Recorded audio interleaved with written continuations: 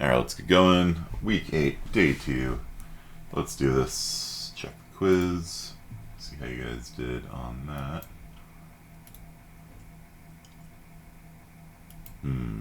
Not too good. Okay. So the first question was Pigeonhole Principle. And, yeah, so the Pigeonhole Principle, I talked about briefly. And we'll probably revisit it at some point. But the notion is that if you have 50 pigeons and 30 boxes, you can guarantee that, in fact, one box has 2 pigeons in it. The reason for that being there's simply no way. Like, the best you can do is 30 pigeons and 30 boxes, 1 in each. Once you have the 31st pigeon, it's going to have to go into one that already has one in it. Now, you could theoretically have 50 pigeons in one box, right? But that would still mean that one box, guaranteed that at least one box has 2 pigeons in it. Okay. So, there's an illustration in my classroom in real life that has a bunch of pigeons stuffed into one box that a student made during one of our art competitions. So, Hazleton is doing an extra credit talk tomorrow. Remember, that's coming up. And London has a extra credit talk coming up in a couple weeks, too. Okay. This is valid, invalid, or sound. Oof. That's pretty bad. That is pretty bad. Okay. So, taking a shower makes you clean. If X, then Y. Bob is clean. Y. Conclusion, X. This is not a valid form of argumentation. As a rather obvious example, Bob could have taken a bath instead of a shower, right? So if X implies Y, the key thing you need to remember is that it's possible that Y could be caused by other things as well. Well, if X is true, meaning Y is true, just because you know Y is true doesn't mean that X is true also. This is a fallacy. It's a fallacy called affirming the consequent. And so, this premise may or may not be true. It doesn't actually matter. This premise I tell you is true, but it doesn't matter because if an argument is invalid, it does not matter if the premises are true or not. Okay. So, we'll have to do more of this. Is the Hazleton talk going to be recorded? Yeah, I guess we could. Sure. Suppose you have a maze and you want to traverse it from a starting point. So, checking everybody 1 away, checking every 2 away, checking every 3 away is classic BFS behavior. BFS behavior is going out in concentric circles. Let's see who the one student is that got it wrong.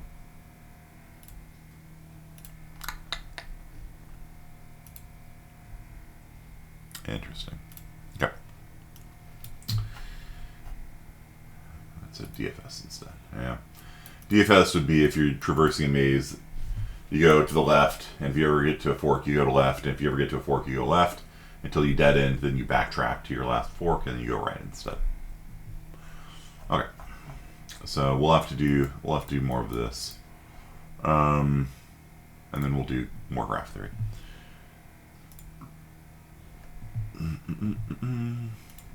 Time to bust out CSI 1 material.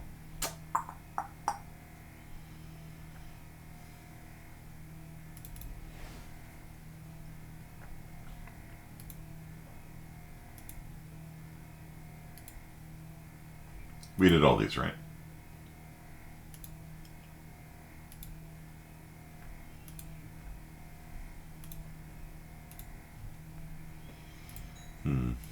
Okay. Just have to come up with some new ones on the spot. Hope I have enough caffeine in my system for this.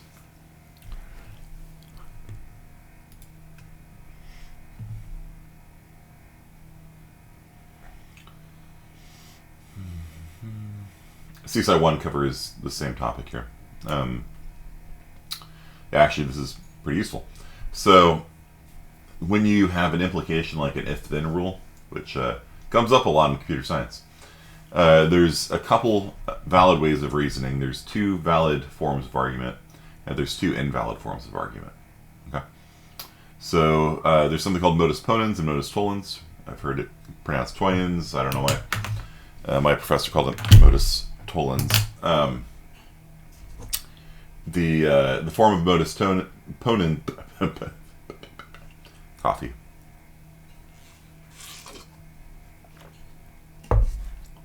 MP, let's call it, is if x then y. So if that is true, and you know that x is true, then you must conclude that y is true.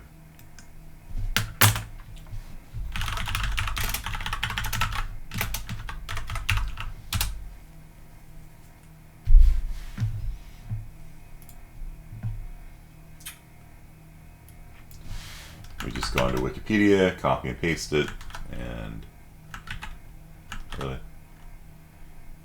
not super useful. Wikipedia.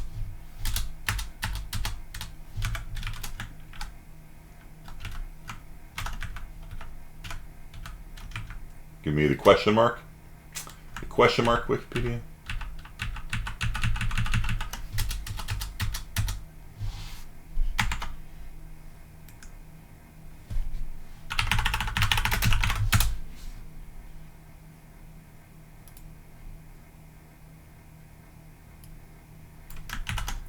Does OneNote really not support?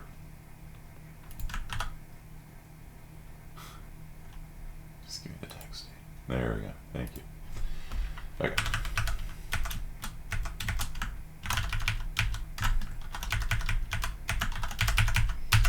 Three dots means therefore. Okay, so let's go through this. The two that are valid are modus ponens MP, modus tollens MT, and then the invalid ones are these two here. Okay. So if x, then y. X is true, therefore y is true. That's pretty straightforward, I think. If you give me $5, I will sell you a ticket to the raffle. You give me $5, I give you a ticket to the raffle. Okay? It's perfectly valid. Modus tollens kind of gets people in the second quarter. Okay? So if x, then y, not y, therefore not x. So if you hand me $5, I will give you a raffle ticket. I did not give you a raffle ticket. Therefore, we can conclude from that that you did not give me $5. The reason being, if you had given me $5, I would have given you the raffle ticket. Absolutely. So the fact that I didn't give you the raffle ticket means that we can deduce that you did not give me $5. Okay. And the reason why people are confused by this is because it's like there's like a couple negations involved, and the human brain doesn't work well with negation. So you have to think about an implication being like, if it's absolutely true, then the only way that we could not have y be true is if x is not true. Okay. Now these two both revolve, these two fallacies. A fallacy is invalid logic. It's an invalid form of argumentation. Both of them revolve around the fact that in the English language, if and question mark equals if are pronounced this almost the same way. Okay? So if and only if and if are used interchangeably. If you don't clean your room, you're going to get punishment. Right? We actually don't mean we don't mean if when we say that. We mean if and only if. So if and only if you don't clean your room, you will get punishment. Okay. So if you use that as logical if, it will look something like this. If you don't clean your room, then you will get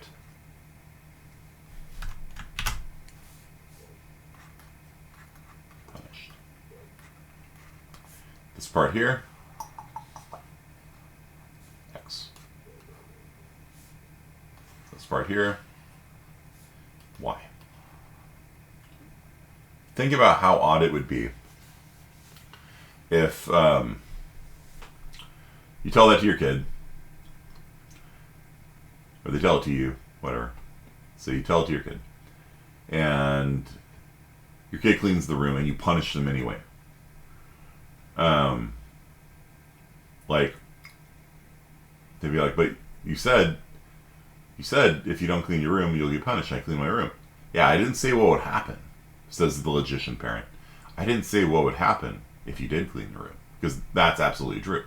If you interpret this as an if-then, which means to say X implies Y, if you interpret this statement in this way, then we don't say anything about what's happened if they do clean the room.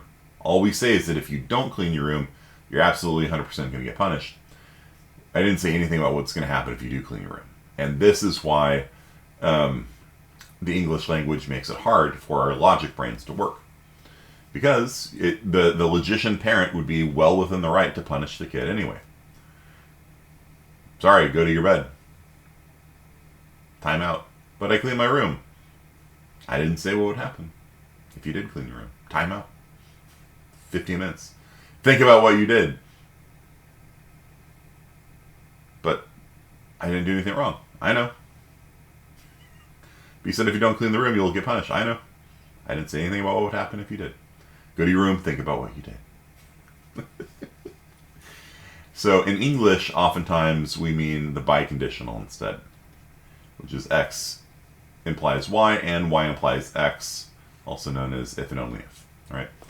So if and only if we do it this way, then this kind of matches our interpretation. If you don't clean your room, you get punished. If you get punished, that means you didn't clean your room.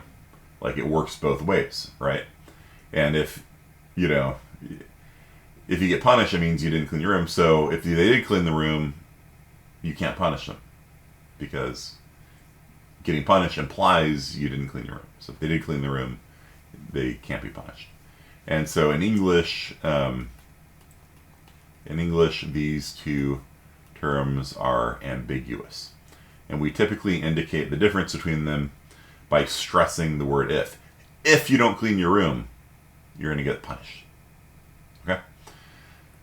So that's different from the logic if of like, if it rains, I will bring my umbrella to school. Right? Did I say that I won't bring my umbrella? You know, like if it's sunny? No. So maybe we'll do that one. Okay. So let's say I say if it rains, then I bring my umbrella to school. You observe me at school with an umbrella. You conclude it is raining. No. Why? Give me a scenario on chat, because you guys have been quiet for the past 11 minutes without saying a word. Give me an example of a scenario that I could have my umbrella at school, but it's not actually raining. I say, if it rains, I always bring my umbrella to school. You observe me in the hallway, you haven't checked outside, I've got my umbrella with me, you say, oh, it must be raining. And I'm like, nope, affirming the consequent fallacy.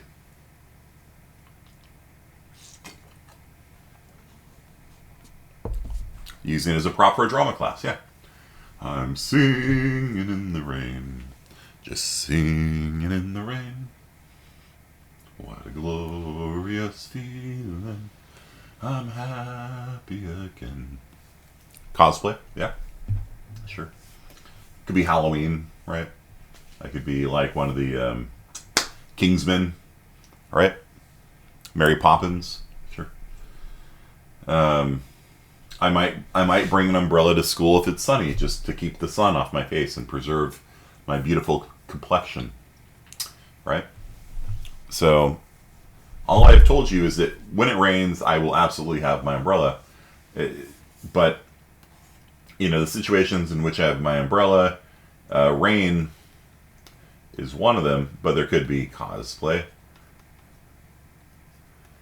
And there could be sun, you know, it might be hot. I'm trying to keep the sun off my face. Drama class. You understand? So I could say, if it's raining, then I'll bring my umbrella. If it's hot, I'll bring my umbrella. If I'm doing cosplay that day, I'll bring my umbrella. If it's drama class day and I'm producing Singing the Rain, I'll bring my umbrella. So just because I have my umbrella does not allow you to conclude this. This is not a valid conclusion. Okay? And that was the quiz question. The quiz question was, if Bob takes a shower, he will be clean. If Bob takes a shower, X, then Bob will be clean. We know Bob is clean. Therefore, Bob took a shower? Mm-mm. Because clean could be caused by what? Could be caused by a shower, sure. What else can cause you to be clean? Bath, yeah. What else? River, sure. Lake, even. Some lakes. Some lakes are pretty gnarly. But, you know, I've gone swimming in, like, alpine lakes in the Sierra Nevada. Cold. Like, up near Mount Whitney, high elevation, swimming in the lake. Cold. But you get clean. Waterfall lakes, yeah. Oh, man. That was one of the coldest baths of my life. Yeah, so. Ocean, yeah, I guess. You typically feel really not clean after you get out of the ocean because of all the salt water and stuff. Yeah. And so do you guys understand why this is a fallacy? So if all I know is that Bob is clean, I can't conclude that he took a shower. Right? Almost looks like drama makes you clean too, huh?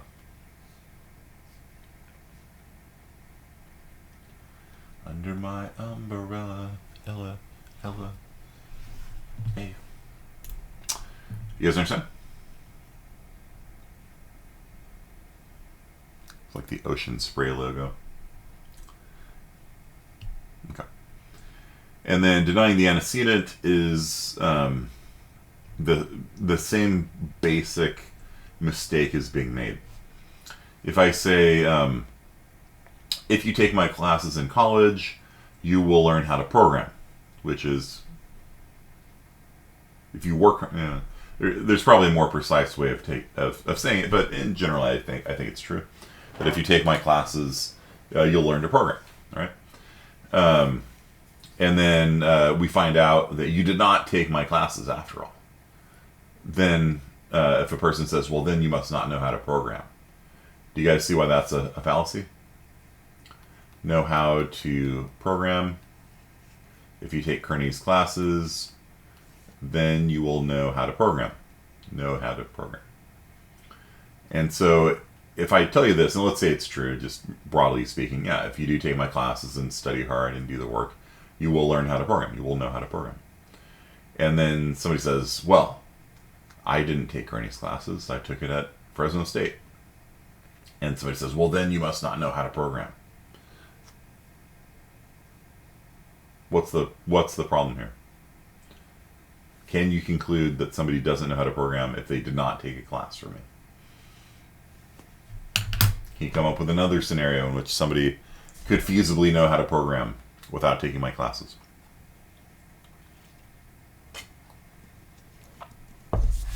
Self-taught, yeah.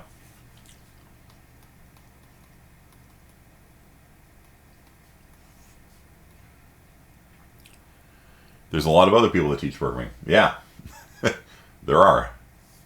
You know, there's a lot more ways of learning computer science than just for me, right?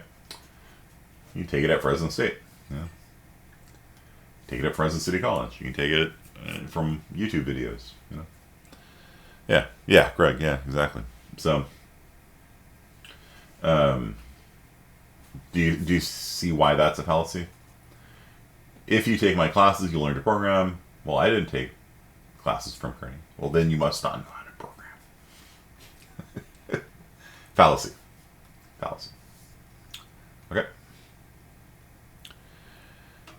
Okay, are you guys with me on this? So these are 4 arguments, and they look somewhat similar, but as long as you think of this, you know, that there's X implies Y does not mean it's exclusive. That's not the only way that Y can happen. Then that'll help you sort it out. Okay? Because that's the root cause of these fallacies here. Okay? Does that make sense? Just consider that in English, your English brain will mess you up. Just like how or, we stress it to indicate XOR, you know? Do you want to go to the 4 o'clock showing or the 5 o'clock showing? The logician would be like, I want to go to both. Because or is, in logic, inclusive. It means you can do both options. In English, when we say or, that little drop, you get to pick either 4 o'clock show or the 5 o'clock show. You can't go to both. You know? Ha ha ha, logician. Yeah. Likewise, when you say if, downwards tone, then in English that means if and only if. And that's why these fallacies exist. These fallacies exist because when we read this, we don't know if it's stressed or not. If X then Y, if X then Y. Reads the same in text. Okay. All right, so we'll do more test questions on that. Let's go back and do graph theory again. So this is a old movie called Good Will Hunting. It's about Matt Damon and Ben Affleck and their breakout roles as basically playing themselves, except Matt Damon knows how to do math. And the story goes that Matt Damon is a math wonder kid. He is a math genius. He is at MIT, but not as a student. He is a janitor. And he is cleaning. You can see he's got his mop over here. Calling an old movie makes me feel old. Yeah, there's this really old movie called Empire Strikes Back. It's kind of what I was doing with that. So he's walking down the thing, cleaning, and he sees that there's this math problem posted on a chalkboard, and he solves it. And he doesn't know that it's not supposed to be solvable. It's a problem that the math faculty worked on for 2 years, according to the movie. The math department worked on it for 2 years to come up with a solution, and they throw it out to the students, see if any of the students are smart enough to solve it, and Matt, not knowing that it's supposed to be unsolvable, solves it. This is actually based on a true story. This actually happened once a student comes late to class, sees a problem up on the chalkboard, not knowing it's a famous unsolvable problem, and he solves it and turns in he thought it was homework and turns it in the next day. It's a famous story in mathematics. And so that's a real life story that this is based on. And so Matt Damon is sitting there like, and nobody in the audience knows what the hell is going on here, right? It's just like, you know, it looks cool. And that's why graph theory is used a lot in the movies and in television and things like that, because normal math is kind of boring to look at, you know? Like they'll do the whole like, I don't know, what is it, thinking geometry mean, you know, this kind of stuff. Like they'll have math kind of floating over somebody's head, you know, and yeah, it's really hard to do things like computer science. Yeah, this is blackjack, or right? Yeah, he's counting cards. This is Hangover, and none of this is in any way representative of what you do when you're counting cards in blackjack, right?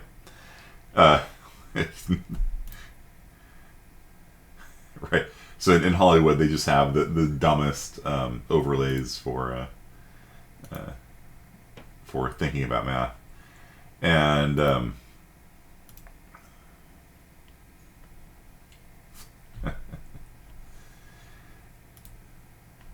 funny. I mean, okay, that's fair, I guess. So graph theory is used a lot also.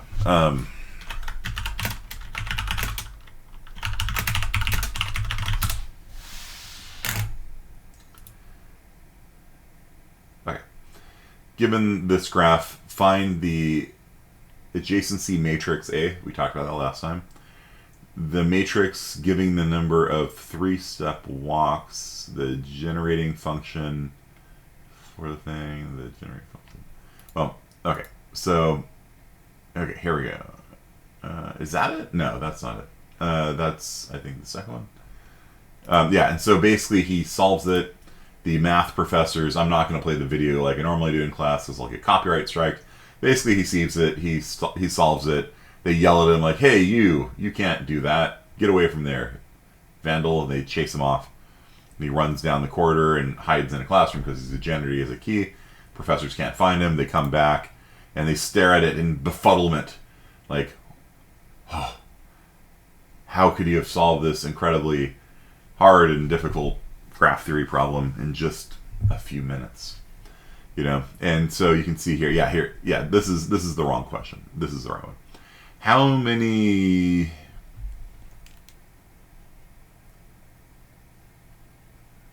all the homeomorphic, yeah, okay. So we'll do it with you now. So I'm going to present the problem to you, and I'll give you guys like 15 minutes to solve it. Okay, so before we do that, everybody get out like a sheet of paper and a pencil. This is the kind of thing you need to sketch out. In theory, you could probably do it on OneNote with a stylus or something like that. Get out a piece of paper and a pencil, and you're going to take a photograph of it. Okay? And love hangover. Yeah. My dad used to count cards in Tahoe, and I think he kind of laughed when he saw that. I don't know. Or maybe he would laugh if he saw it. I don't know if The Hangover is the kind of movie he'd watch. So, like, because my dad counted cards and he always tried to get me to, like, count cards. Like, I did it once. I went to Vegas and counted cards at blackjack for 6 or 7 hours straight and made, you know, a decent couple $100 or something like that, like $300 doing it, playing $10 hands of blackjack. And then afterwards, like, I was just so mentally, like, done. I was just like, I was earning like what, $30 an hour, and I'm just like exhausted. No, forget about it. Well, it was fun to do, to prove to my dad that I can do it like he did, but you know, you do not need to know calculus or whatever. We'll talk more about counting cards in a bit. Okay, so you guys all have pen and paper ready?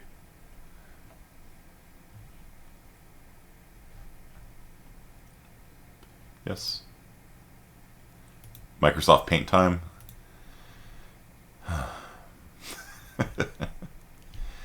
Okay. You can work with a partner on this, so we'll throw that open. If you want to have a partner, just use your partner for the last assignment or something. I don't know. I don't want to partner people up.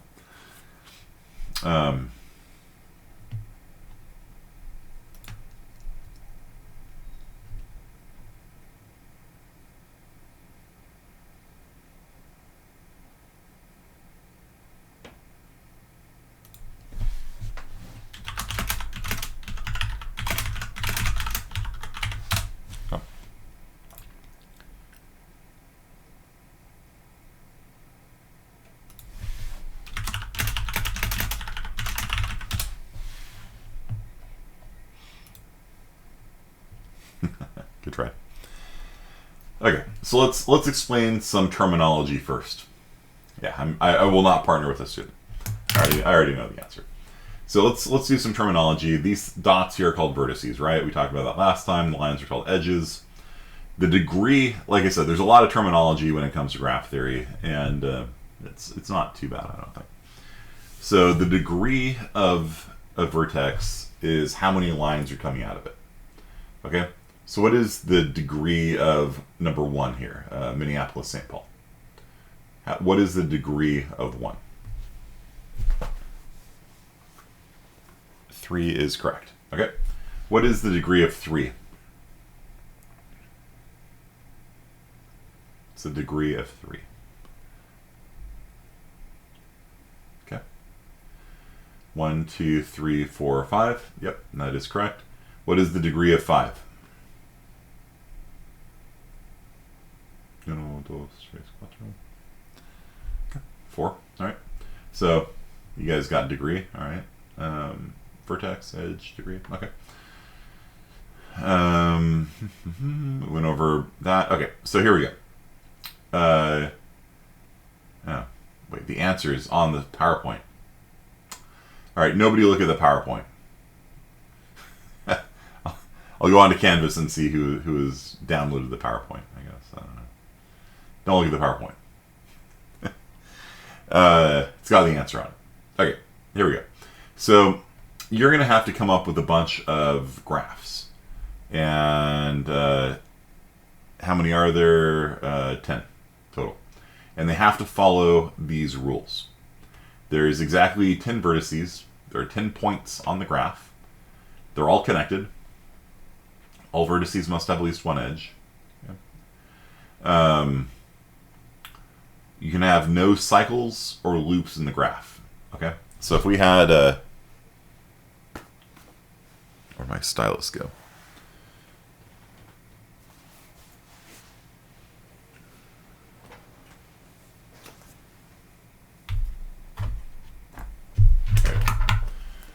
So if this was our solution here, we've got 10 points, right? We got 1, 2, 3, 4. PowerPoint's treating these things as inputs. Okay, 1, 2, 3, 4, 5, 6, 7, 8, 9, 10. We have 10 vertices. No cycles or loops. So these things are hooked up like this. If I had a line between these two, then you would have a cycle. You would have a loop within it. And that's not allowed. No vertex can have exactly 2 edges. So you cannot have any part of your graph looking like this. No. Why? It has a degree of 2. Okay?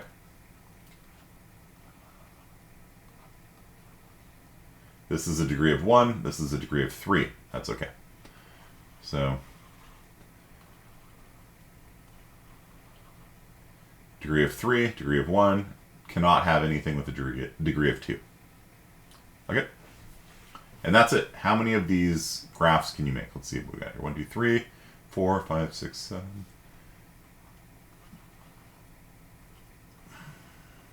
8, 9,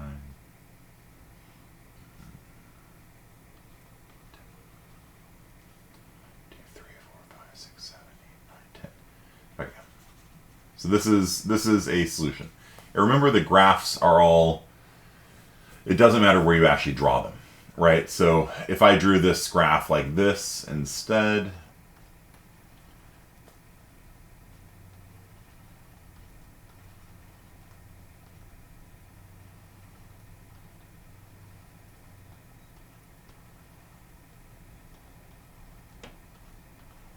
same graph.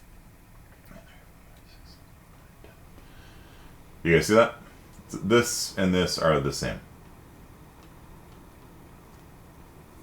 Same graph. You can move the points around. All that matters are the dots and the lines. Who's connected to what? 1, 2, 3, 4, 5, 1, 2, 3, 4, 5, 6, 7, 8, 9, 10. Nobody's got a degree of 2 in it. There are no loops or cycles anywhere within it. So this graph here are exactly the same way. Okay? You guys understand?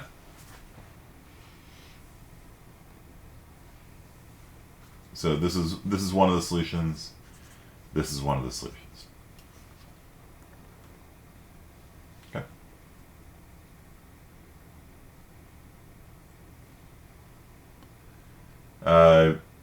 Okay. You need to make 10. You have to find all 10 graphs. Draw them out using a stylus, pen and paper. We're going to give you 15 minutes to work on it. At the end of the 15 minutes, screenshot it, and whichever groups have the most graphs, I don't know, get a something. I don't know. Get an applaud emoji on Canvas or something on Discord. Okay. You guys understand? If you have any questions, just post onto the chat channel. I'm going to go ahead and pause the recording now and, I don't know, play the Jeopardy theme music for 15 minutes or something. I don't know. Okay. Begin. Start recording again. If you'll get a loop, a straight line is not a loop, but if you did this, if you do this, you'll have a loop, because then you go here and over here and back to here and come back where you started. So no loops are allowed. Okay. Do you guys need more time on this, or you good? Let me see if anybody went on campus.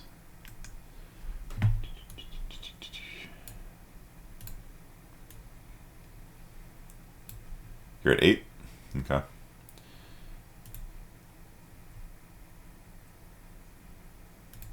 You're unsure of what you drew?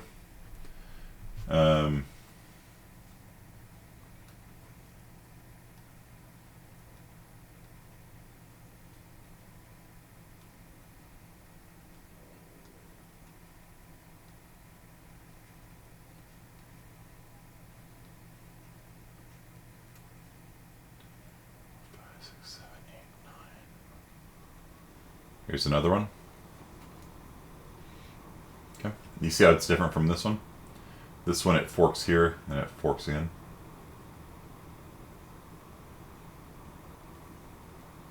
This one has a degree of 4, degree of 1. There's no loops anywhere within it. Degree of 3. You have 10, but you're not sure if they're distinct enough from each other to count. There are infinite solutions up. There's only 10. Because remember, if you rotate it or move the vertices around, it doesn't change anything. Because these things are all represented using either an adjacency matrix or an adjacency list. Doesn't really matter for this purpose. If the matrix is the same, it's the same graph. You can draw it however you want. You know what I mean? You can sketch out with pen and paper however you want. It's the same graph, even if you rotate it, if you move the points around. There's only 10 of them. Okay. Do we post the answers right now? You're just nervous to share your answers. How about we just go ahead and take a 15-minute break, and at the end of break, I'll have you guys post your screenshot. So what you're going to do is just take a picture using your cell phone and put it up on Discord when we come back at 11:15. Okay? And you keep working on it. I'll do the lab time and the break back to back to give you guys lots of time to work on this. But if you want to post like one of them and just like if you can take a photo of like one and put it on Discord, and I'll tell you, like, if you're not sure if one of them is one that counts, you can do that too. Okay. Normally when I do this, I walk around the class, and kind of look over people's shoulders and be like, nope, that's the same. That one's the same one as that one. Yeah. So, all right, come back at 11:15. All right. So, everybody, please post your shots of your solutions, and we'll see how many of you guys got them all right. If you're smarter than an MIT professor.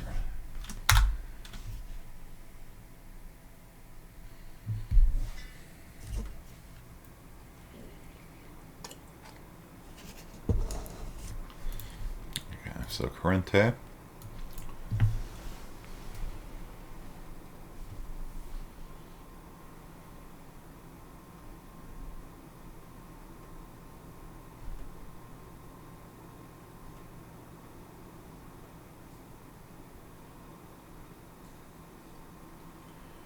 This one and this one are the same.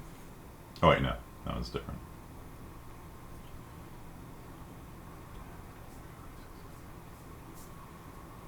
Yeah, that one's different.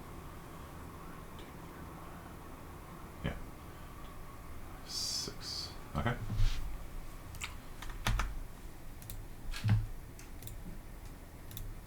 And Mr. Singh. 6, 7, 8, 9, 10. 6, 7, 8, 9, 10.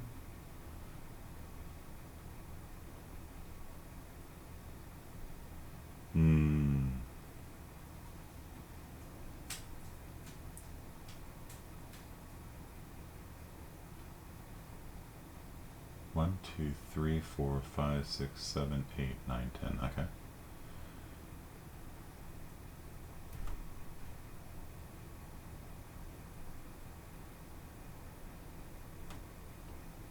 Okay.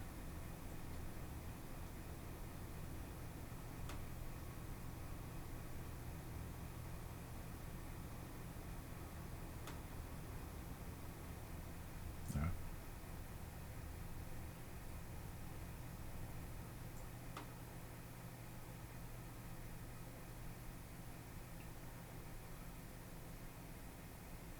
There's 3 in the middle. This one has 2 in the middle. This one has 3 in the middle and 2 on both sides. This one has 3 in the middle, and I think this one and this one are the same. We've got, let's see here. The degree in the middle of this one is 1, 2, 3, 4, 5. The degree on the middle of this one is 1, 2, 3, 4, 5. These are all singletons. That's a fork. That's a fork. Yeah. So I think these two are the same. Here.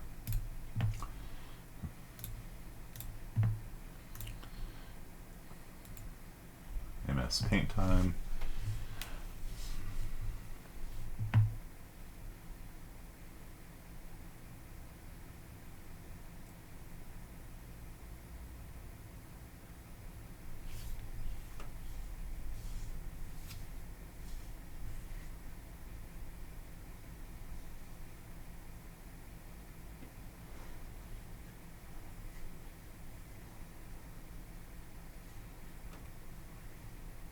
Looks good.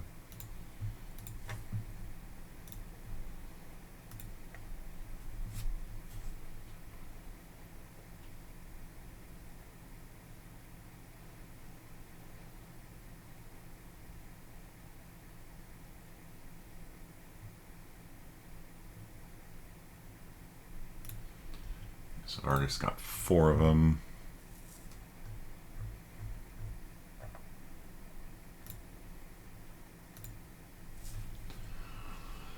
Yeah, that one's not allowed. It's got a degree of 2. This one's not allowed. It's got a degree of 2. This one's not allowed. It's got a degree of 2. This one's not allowed. It's got a degree of 2. I think this one might be okay. 1, 2, 3, 4, 5, 6, 7, 8, 9, 10, 11. 2, 3, 4, 5, 6, 7, 8, 9, 10, 11. No, this one has 11 points in it. So, sorry, 0. 0 on this one.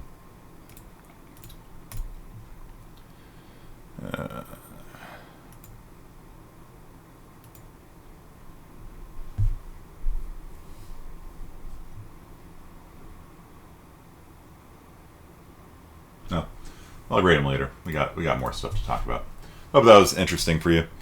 It's kind of a fun little puzzle. It's actually not as hard as the movie makes it out to be. Obviously, students can solve it in 15 minutes in class. It's really not that tough a problem, but it's kind of a fun little puzzle. So here's the answer. By the way, if you want to check the answers, there's the screenshot from somebody who solved it. And okay, so that you can go ahead and look at the PowerPoint now if you want to look at the answers to it. So let's do a little bit more terminology for graph theory. Last time we talked about a lot of the terminology, and now we'll do a little bit more. So we're going to talk about paths and cycles. So a path means that you can walk through a whole graph, every thing in a graph, and there's 2 different kinds. One is you visit every vertex in the graph, and another is you visit every edge in the graph, and these have 2 different names. A Hamiltonian path is one where you walk around visiting every vertex once. So for example, if the graph represents like a map or something like that, then the question is, can you visit every point on the graph once? If so, there's a Hamiltonian path. And then a Eulerian path means rather you take every route on the road, on the map, right? So a Eulerian path here would be you have to take this bridge and this bridge and this bridge and this bridge and this bridge and this bridge and this bridge. So a Hamiltonian path visits every point on the map. If you have a map of America, A Hamiltonian path would visit every city in America exactly one time, and no repeats, right? Exactly one time. And a cycle is just a path where you start and end at the same place. So, starting in San Diego, you go to LA, San Francisco, Fresno, Vegas.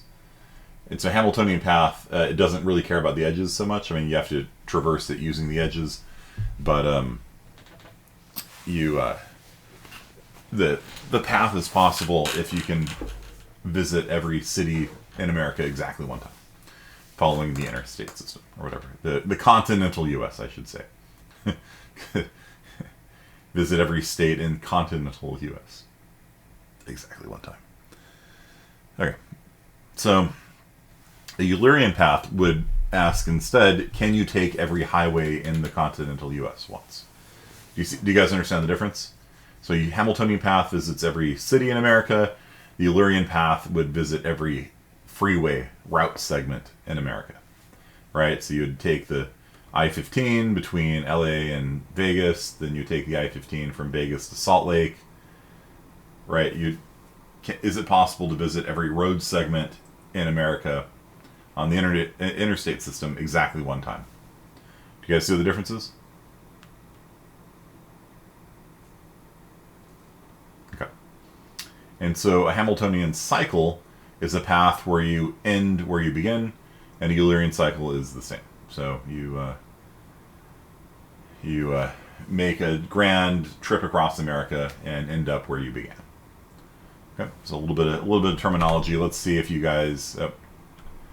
Yeah, different Hamilton. It's not the play. Okay, so Ray, my professor, one of them says, "Funny guy. Some of his memes are kind of cringy."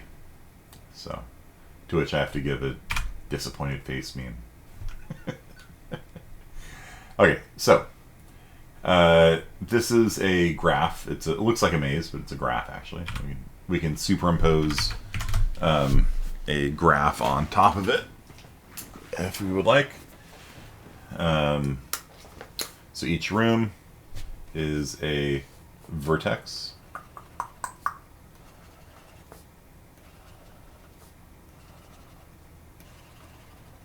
And each doorway is an edge.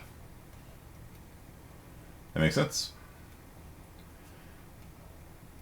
It's kind of like the maze algorithm we talked about. I'm going to incorporate this random scratch into it. And there we go.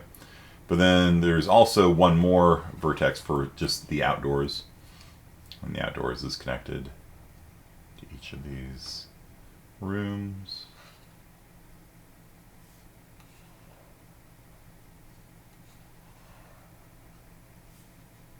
It's like a giant spider.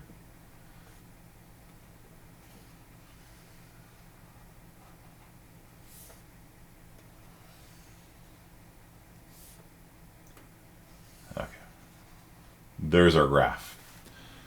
All right, Tomas, you here? Okay. Is there a Hamiltonian path for this maze?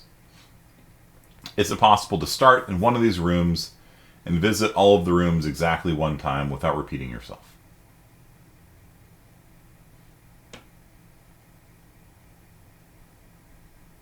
Yes. How would you do it? Let me unmute you. You can describe it verbally if you like.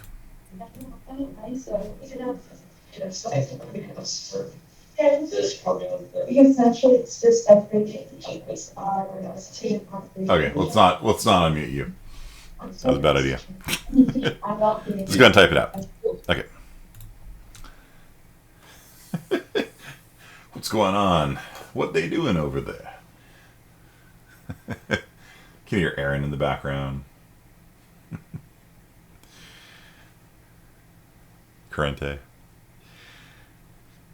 Traverse to every vertex. Yeah, you need to come up with a route. Let me number these, I guess, to make it easier on you. This is number 1. Come on, PowerPoint. This is 2, 3, 4, 5, and 6. Can you give me a route in which we visit each one of the vertices exactly one time? You don't even have to come back where you started. Is there a Hamiltonian path?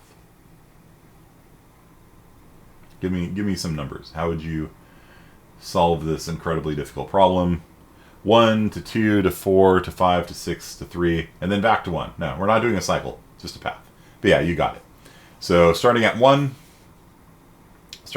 we go to 2, then to 4, then to 5, then to 6, then to 3, and we're done. Easy. Easy peasy. Cool. Vargas, you here? Good job. Everyone clap for Mr. Garcia, please. Clap emoji. Good job. The hardest thing about this was just remembering which one's Hamiltonian, which one's Eulerian. Or Eulerian, whatever. I don't know. I don't care how it's pronounced. We're in America. We pronounce things how we want. It's just how it is. So, Vargas, you here?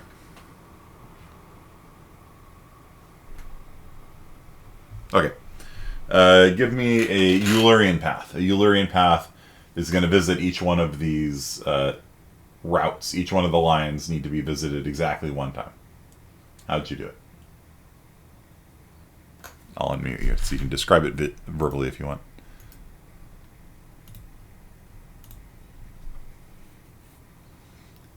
Don't call him. How would you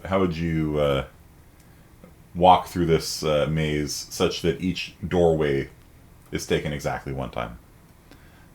That's a great trick, you know. Once we get to the audience participation segment, like, oh, got this thing. Every single doorway?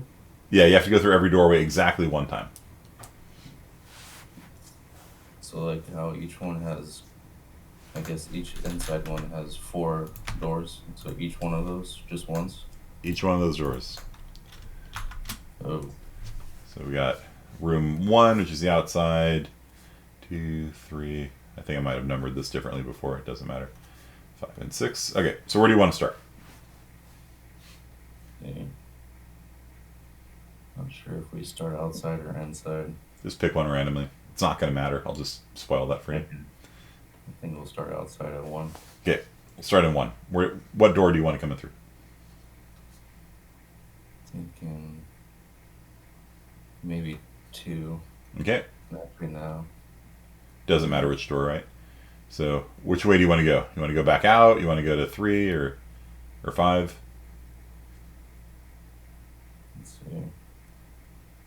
So you can go back. That's all right. You cannot backtrack. Okay. You can go back to 1, but you cannot go back out the same door you came in ever. With a Eulerian path, each door can be taken exactly one time. Okay. Mm-hmm. So. North, east, or south. It's like a Dungeons & Dragons game. There's like some trolls down here with a vorpal sword. South. Which way do you want to go? South. South, okay. Alright, so you kill the trolls, take the vorpal sword. Which way do you want to go? Left. Okay, you're back outside. And back from underneath the 5. Alright, you got 2 options. Right. Right? Were you agreeing with me, or do you want to go to the right? No, I should probably go up, then back to the bottom right floor. No, then we can't go back through. So we can do this one. That does look good. Yeah. Alright, which way do you want to go now? Maybe.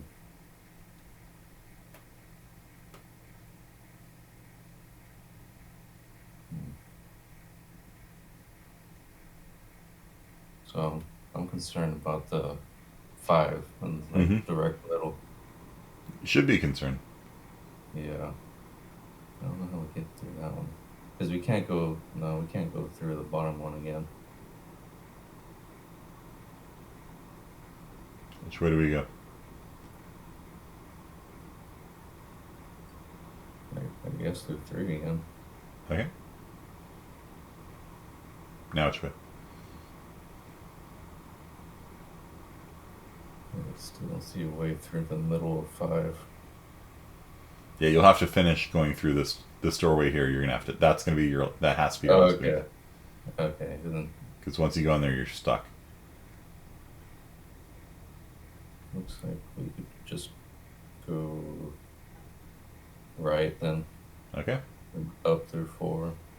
Thread the Side needle. of 4. Okay. right, Or no? right. All right, almost done. Except you got Oh, 2 last doors. yeah. Yep. So you're stuck. And don't worry, you have to be stuck. Mathematically speaking, there's no way of solving this. So is there a Eulerian path? No. The whole thing was a trick question. Thank you for playing, Vargas. I appreciate it. So, round of applause for him. Yeah, but he figured it out immediately. Like, he saw that this had to be the last door, but then we got here, that had to be the last door. And, that's as good as you can do. Okay, so the answer to this, is there Hamiltonian Path? Yes. Is there Eulerian Path? No. What about for this one? Let's pick on Hang. Sarah, you here? You're unmuted. If you want to say anything. Hello? Hello. Is there a Hamiltonian Path, Sarah? I'm going to give you the hard one. Okay. Can you visit every room exactly once? Yeah, I think so. Yeah. Okay, that was easy. So, Yeah. how about I give you the harder one too? Is there All right. is there a Eulerian Path? Where do you want to start? I guess from the top of 1. Okay. And then we'll label this outside or something. Okay. So you want to start outside or inside? Outside. Outside. Okay. You want to come in this way? Yeah. Okay. North. And then I guess we could go left. Left. Okay. Into 9, the right. 4, but yeah. Oh, 4. All right. Which way?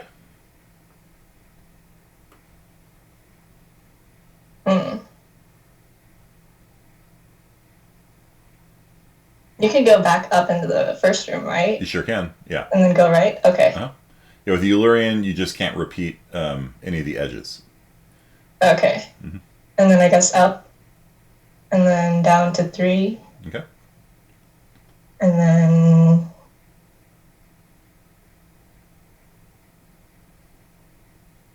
to the right of 3. Okay.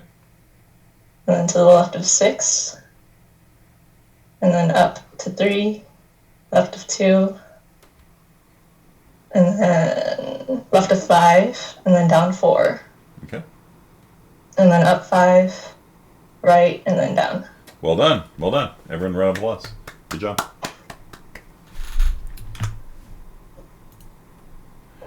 Thank you. You're welcome. Oh, cut her off. Sorry. You're welcome. Okay. Yeah, good. Pretty good. All right. So, yeah, this one is solvable. The other one's not. And they look very similar, right? Like, they don't look too different. And, yeah, let's not do this one. There is a Hamiltonian cycle here. You can visit every node once. But this problem overall is known as the Bridges of Konigsberg, or the Bridges of Kaliningrad, or the Bridges of Koningsberg, depending on who you talk to, because that's all the same name. Konigsberg and Kingsburg and Kaliningrad are the same city in Europe. And it kind of depends on if the Soviet Union is currently in charge or Germany, which name you use for it. Names can be very political things, right? Can you guys think of any examples where names are political? And this is something that actually is relevant to you as computer science majors. Because when you go to Google Maps, you got to have a name on the thing. You know what I'm saying? And if people get upset about the name on the thing, they get upset at Google, right? Yeah, Taiwan's an obvious one. Very good. What do you call this body of water right here, in between France and well, it'd be England, but the UK. What do you guys call this stretch of water here? The English Channel. Let's see what Google Maps has. The English Channel. Okay, cool. A lot of people call it the Dover Strait instead, because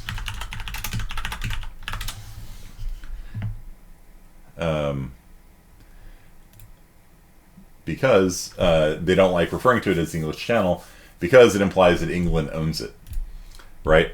And so I've heard people from like the Netherlands call it the Dover Strait instead of the English Channel, even though I guess technically that's the Dover Strait, but whatever. Yeah, there it is, Strait of Dover.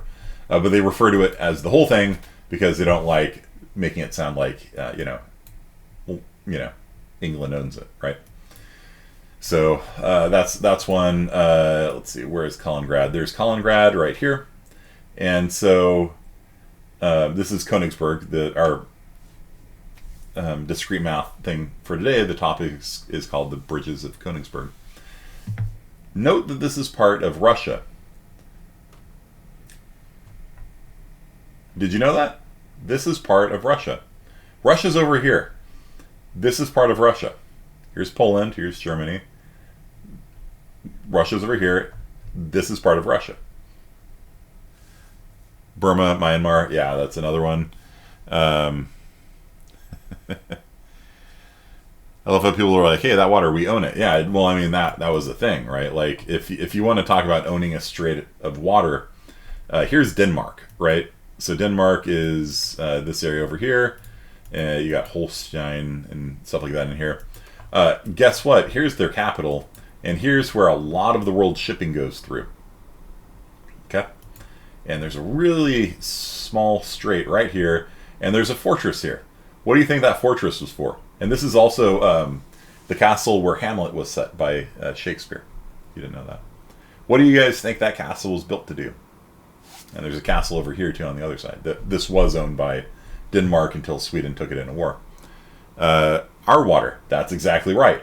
Big castle with guns, and if you tried sailing past without paying the sound due, every ship that went through, because think about it, here is the Baltic Sea, right? Here's the Baltic Sea, here's St. Petersburg, which Russia fought very hard to get to get a port, so they could ship things. All of Russia's shipping would go out through this tiny, tiny, tiny little thing here.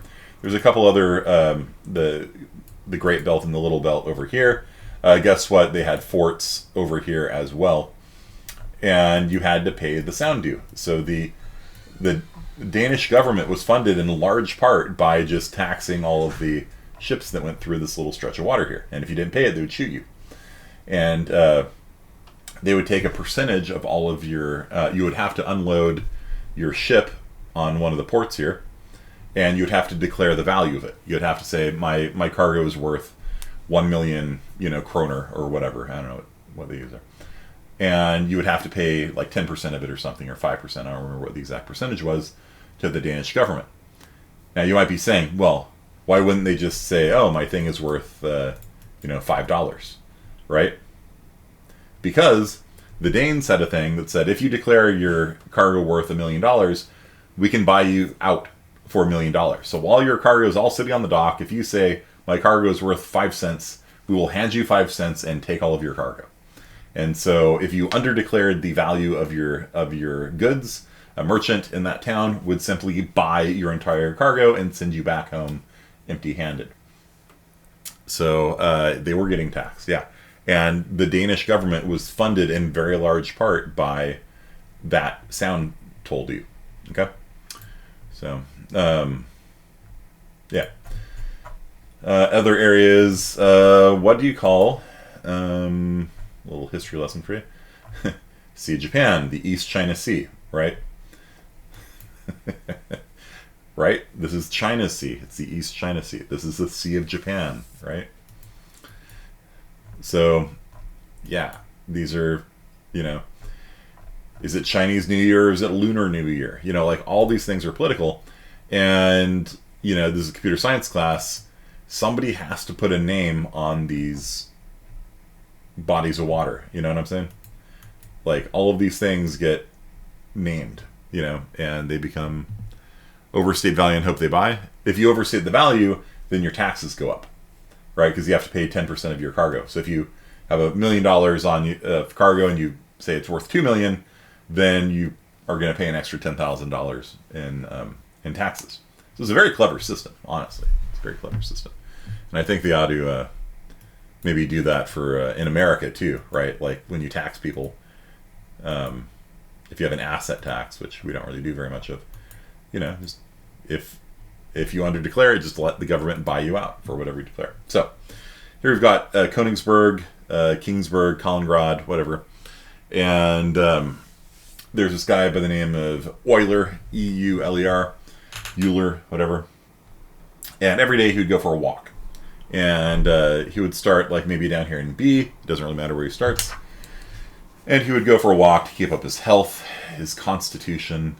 And so people call a constitutional a walk. For those of you that play Dungeons & Dragons, your constitution is your health. And so he would go for a constitutional every day. And he would sort of pick a random route to go. And he would sort of just take a different route every day. And he sort of played a game with himself to see if he could navigate through Kaliningrad without repeating any bridges. And he couldn't. He kept trying it every day. And he could not, for the life of him, figure out a route that would allow him to solve the Bridges of Konigsberg problem. And so he eventually developed graph theory to solve it. And so if you, this is why it's called the Eulerian walk, right? Or a Eulerian path. Because he was walking around, Euler was walking around Konigsberg, right? And he developed the following theory. If you've got an odd number of degree for a vertex, that has to be your starting or ending point, right? Because for every, like if you have a graph that looks like, I don't know, this, just a real simple one. When you go on a walk, every vertex you enter, you also have to leave, right? And you can't take the same vertex. And so you have to have an even degree, an even degree, an even degree for every vertex, and then it works. Okay, if you have an odd degree, then it's got to be your starting or ending location, right? So if we have something like this, this has an odd degree, and this has an odd degree. So we could do the walk like this. We can start here, go over here, go down here, come over here, and then come up here and finish. Do you see that? So if you have an odd degree, that one has to be your starting point or your ending point. So it actually is, this is your start, and this is your end. You guys see that? And so with the Bridges of Konigsberg, this has a degree of 3, this has a degree of 3, this has a degree of 1, 2, 3, 4, 5, this one has a degree of 3. It is very much not solvable. Okay? Because you have to have even degrees for like almost every vertex on your graph, because you're going to enter and you're going to leave when you do a Eulerian walk, right? Like these doors here, the reason why it's not solvable is that this one has a degree of 4. 1, 2, 3, 4, 5. This one has a degree of 5. This one has a degree of 4. This one has a degree of 1, 2, 3, 4, 5. And this one has a degree of 5. And so that's why Tomas was not able to solve it, right? Because no matter how it works, like let's say you start here and go here, the number of edges remaining is now 4 and 4, and then you come up here, and you come in here, and then you come in here. Like this one, you've now gone through all the edges, but you can only do that from your starting node. Your starting node you can leave and not come back. For every other node, you come in through one door and you go out through another door. And so every time you do that, it decreases the count by 2. Right? We came in here by 1, went out by another one, we're now down to 3. We came in here by 1, we went out by another one, we're now down to 3. Came in by this one, went out by this one, we're now down to 0. Came in through this one, went out by this one, we're now down to 1. Right? And so if this one had an even number, it would work. So all we had to do is brick off like one of the walls, like one of the doors, and turn it into a wall, and the thing would be solvable. Okay. So in order to make this map solvable, you've got a 5, a 5, and a 5. Do you guys understand by 5? It's got 5 doorways on it. One of these 5s needs to turn into a 4. So you do a little bit of house remodeling, like that. That's now a 4. This thing is now solvable. Actually, we need to check the outdoors too. 1, 2, 3, 4, 7, 8. Yeah, so the outdoors is a degree of 8. So now it's solvable. And we know we just need to start in one of these that has an odd degree and end in one that has an odd degree, and we're good to go. So we can go like this. And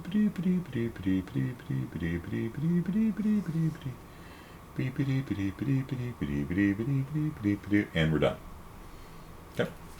We started in one of the ones that has an odd degree and ended in one that has an odd degree, because you go out and don't come back when you start there. When you end there, you come in and you don't leave. And so the rule for Eulerian Path is at most 2 odd degrees.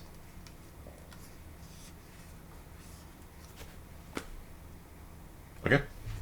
That's how you know a graph has a Eulerian path in it. At most, 2 of the vertices have odd degrees. That's it. They can have even. If they're all even, it's very easy, right? Like the square. Yeah. They're all 2s. Just done. It doesn't matter where you start in that case. But if one of them has an odd degree, which is not possible, at least 2, you're either going to have 0 with odd degrees, but if you add an edge somewhere, maybe we'll do this. Yeah. We got a degree of 3, a degree of 3. The odd ones have to be the starting and ending place. So you can go here to here to here to here to here. Odd degree of 0 or 2. Yeah. Or 2, either none of them have odd degrees or exactly 2 of them have odd degrees, then it's solvable. So this is actually easy to figure out. Now you might be thinking that Hamiltonians are easier, right? Because you just went like this, right? Like it seemed like Hamiltonians are actually easier, right? Do you guys concur? Like it seems like the Hamiltonian was like a give me, like whatever. Yeah, we can visit every room, right? Hamiltonians are actually so hard to solve, they're used in cryptography.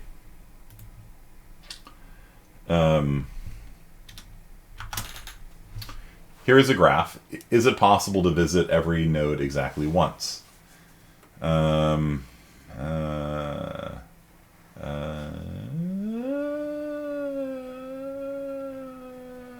it, you got stuck, right? It's actually so hard to solve a Hamiltonian, we can actually use it to verify your identity. So what you can do is you can actually make a graph that is just a Hamiltonian cycle on it, in this case. And you can make a big one with like thousands of nodes. And then you can just like add random nodes, because this does not break, like there's still a Hamiltonian cycle, right? Because the extra edges you just don't take, right? And so what you can do is just write down your original graph and then publish this graph to the world. You got just some big old honkin', thing. Well, you can add new edges, or new vertices, but you know what I mean. So what you do is you publish this graph, and you say, if anybody can solve this, it's me. One day I shall return. In the meantime, you can work on this giant graph theory thing. Is there a Hamiltonian cycle through this graph? And if anybody can solve it, then open up the safety deposit box and provide them $1 million. Okay? And then you might look at this and be like, yeah, I can solve that. Done, give me the box. Yeah, you can actually use it to prove your identity.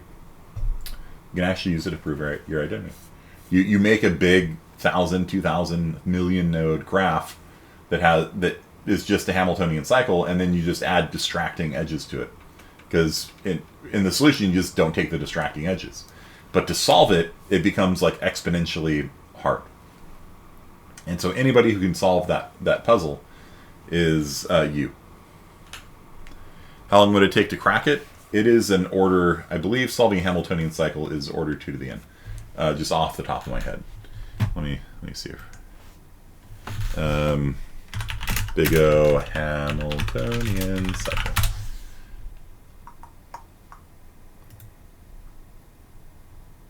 Sounds suspicious like a homework problem. N to the nth power. Sorry, my bad.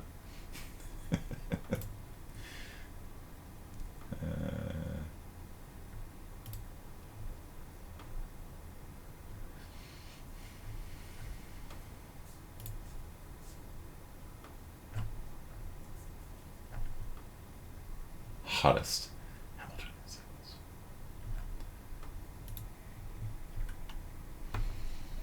NP complete. Yeah, so it's an exponential time. I don't know exactly which exponential it is.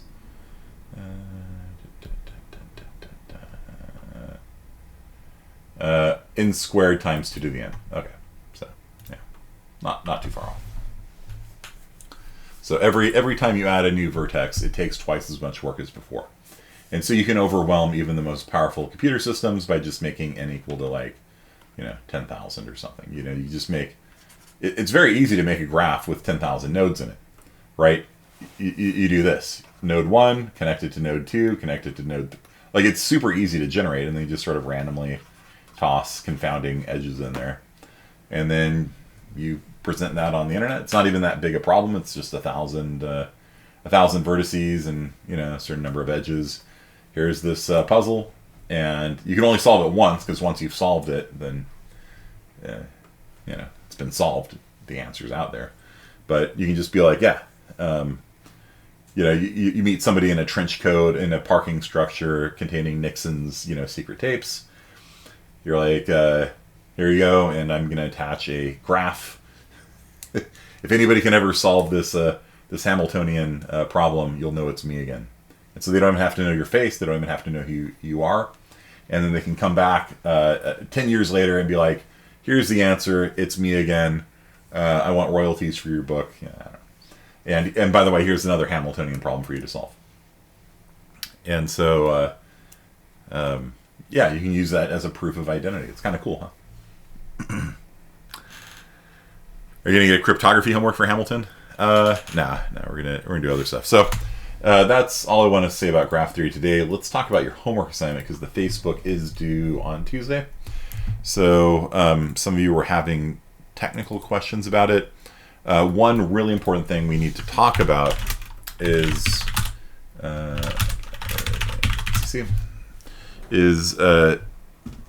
the set standard library function, using it with a class, because there's actually some pretty important things in here. What is McCohen? Interesting. McCohen has been removed. Alright, so let's talk about sets, I guess. What was that from? It looks like for the RPG assignment or something. I don't know. Okay.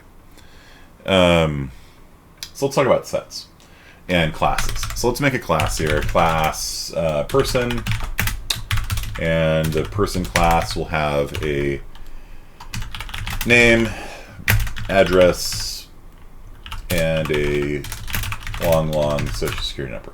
Is in the private section. So in the public section, we will have constructor. Default constructor will just default construct the name,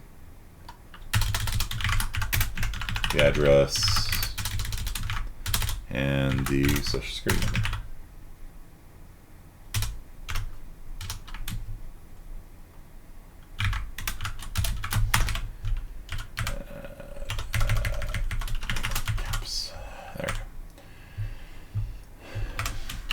So the default constructor does nothing, and then if we pass in a name, string new name, string new address, long new SSN, then name will be initialized to be new name, address will be initialized to be new address, and SSN will be initialized to be new SSN.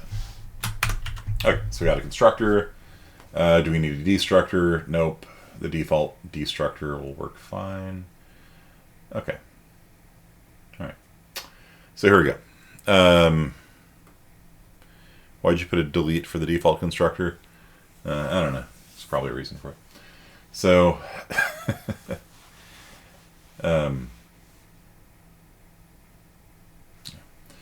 okay, so let's put this into a set. Okay. Do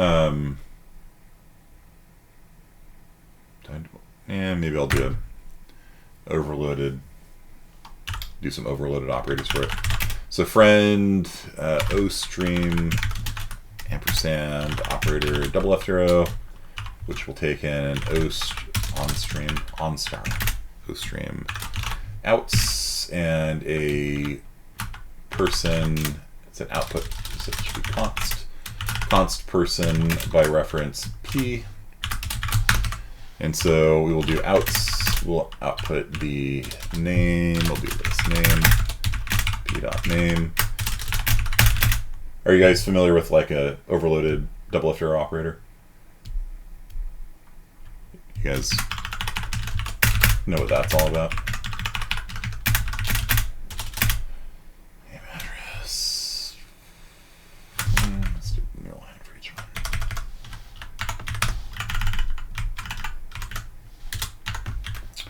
Name address is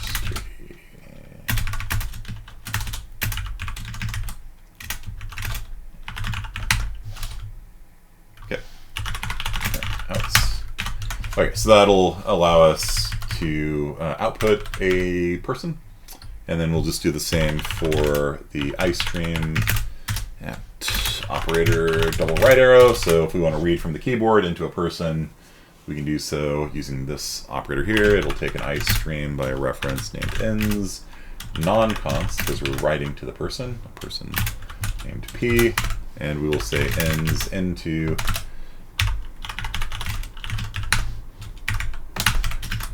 P dot name into do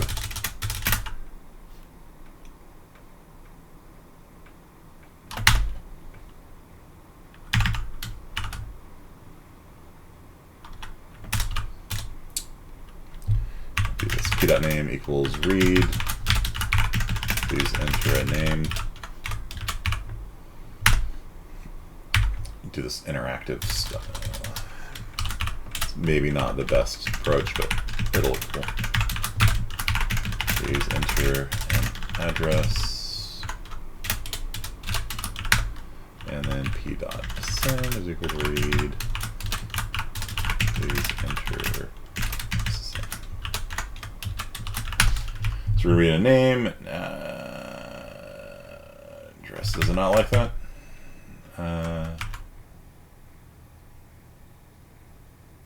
Oh, yeah, that's fair.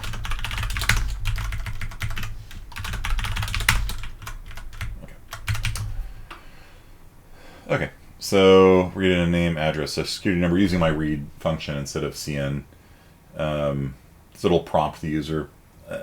I wouldn't do this in practice because a lot of times we want to use a double right arrow operator to read from a file, things like that, and this would be prompting when you read from a file. It's just not a good design overall. But I'm just making a little demo program because I got like 15 minutes left or something. So let's do this. So while true.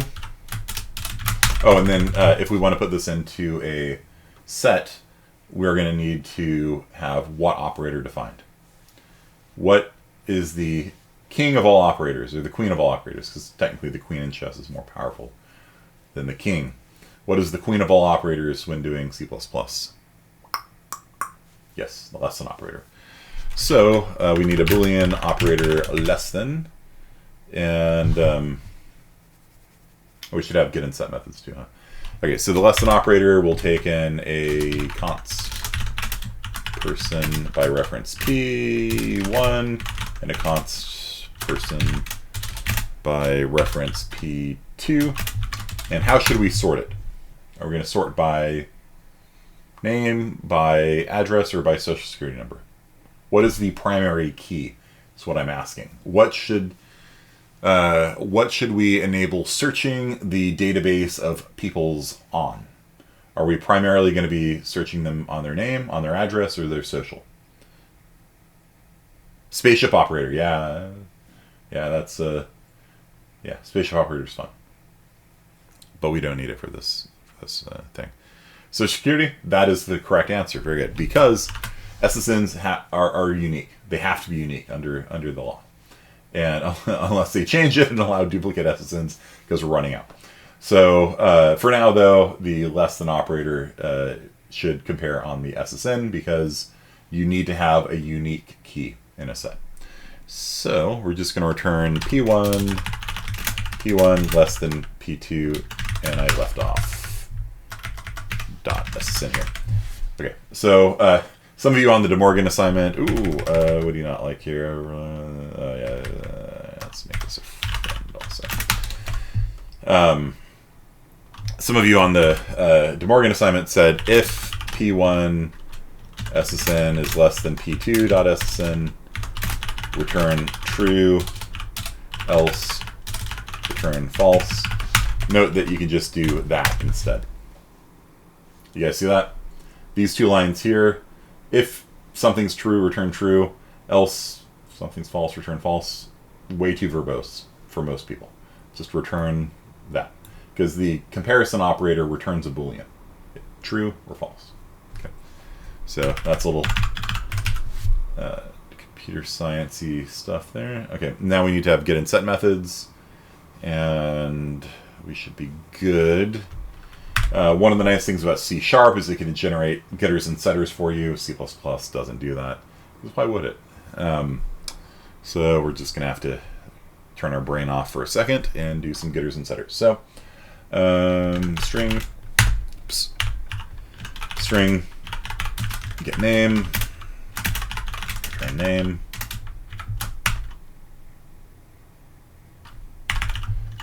get address, return address, long get SSN, return SSN, and then void set name, taking in a const string by reference s, name is equal to s, and again for s address.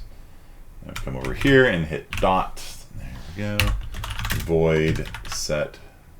Remember, Hazelton's doing a talk tomorrow at 4 o'clock here in the chat channel. Extra credit. Okay. And set SSN. That's our other one. So we need a const long s new SSN. SSN is equal to new SSN. Okay, so we got getters, we got setters, we got constructors, we got our operators overloaded. Oy vey. All right, we are good to go. Okay, so let's write a little database application from scratch. We got 10 minutes left in class, I think, and if not, just leave. It's fine. So C-line generates them for you. Yeah. Yeah, Vim. There's probably some plugin that'll do that for you. I don't know. Okay. So yeah, it's a waste. A couple minutes of my life wasted. It's okay. All right, so let's make a database. Let's read some values, set some values, look some values up, and stuff like that. So we need to have a set. We're using a binary tree, and I'm going to show you the. We'll call this the database DB database. So it's going to be all of the people. This is like our customer relations database, CRM kind of stuff, customer relations management. And we'd probably be loading this from a file or an actual database in reality. But for now, we're just going to do it all interactively because the code's the same. And I'm going to show you guys the problem with sets in just 1 second. So, int choice is equal to read. Please. Oh, I should probably test my code first, huh? Let's test this first. Person P is equal to read cout P. You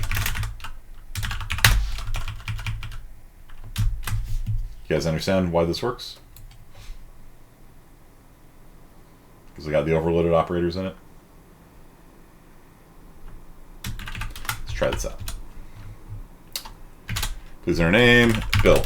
Address 111 Main Street. Oh, that's 111 Main Street. Okay. Social Security. There we go. Bill. Cool. The double left arrow here. don't need an end line, I think. Let's not do it like this. Okay. I had a double inline. But yeah, okay, cool. That's why we test our code.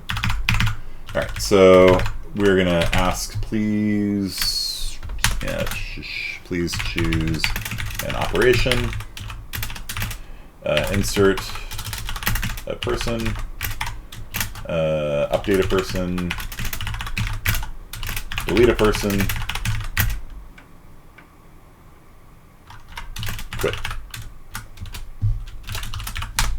So these are our basic operations in data structures. There's insert, search, and delete, right? We should probably have search, huh? Yeah. Search. And then quit. All right. So if choice, vet the input, as always. If choice is less than 0 or choice is greater than 4, then we'll just quit for all those numbers. Okay, so if choice is equal to 1, we are going to insert a person into the database. Else if choice is equal to 2, we are going to update a person in the database. Else if choice is equal to 3, we're going to delete a person from the database. Else we're going to search. Okay, so choice 1, insert. Choice 2, update, and this is the one that's going to cause us problems. Choice 3, delete, and choice 4, search. Okay. We got 7 minutes left. Let's see how much we can do. Okay, so first thing we need to do is insert somebody into a set, and so we can say set.insert read a person. Done. See, does it not like that? Cannot use dot operator on a set. Yes, db.insert. Okay, so that'll put somebody into the database. The read is really cool. You can't do that with CN. Okay. All right, so that'll read a person and stuff them into the database. Cool. Delete. Let's see if db.insert. No. db.delete.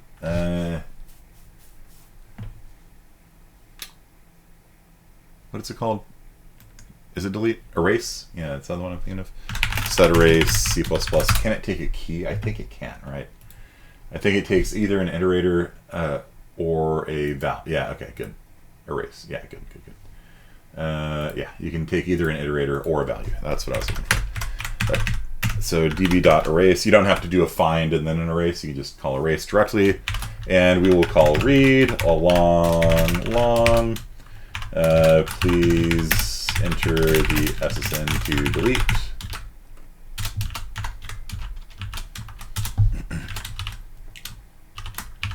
There you go. Nope, doesn't like it.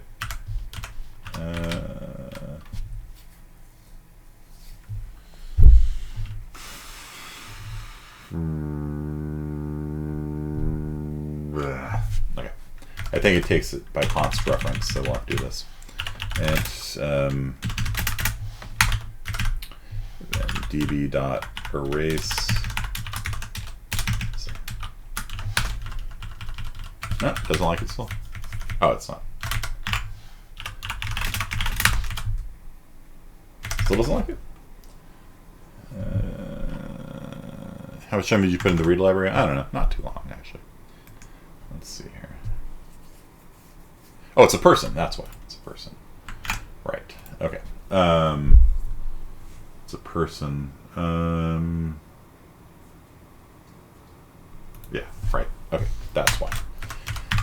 It takes a person, not a long. Right. Okay. db.erase. So we can do this, and we will make it work by making a constructor that just takes an SSN. Long, new SSN. Okay. And that works. So it's going to read in just an SSN. It converts it into a person using that constructor, and then it searches through the database to find a match for that SSN, and it purges it if it exists. If it doesn't, it does nothing. So one line of code, Yay, go read library. You are a champion. You gotta be positive to your kids, you know what I'm saying? You gotta be positive towards your children. Okay. The readlib is one of my kids. Okay. Like, it's really hard to go back to using CN after this, trust me. Alright, so that's that. Then we gotta update, and this is where the problem's gonna come in.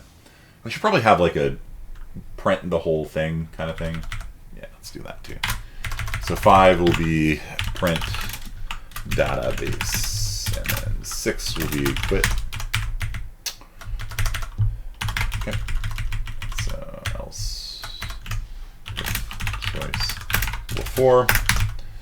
Else print whole database. Yeah. Okay. So for every person, I'm going to do this const reference for every person.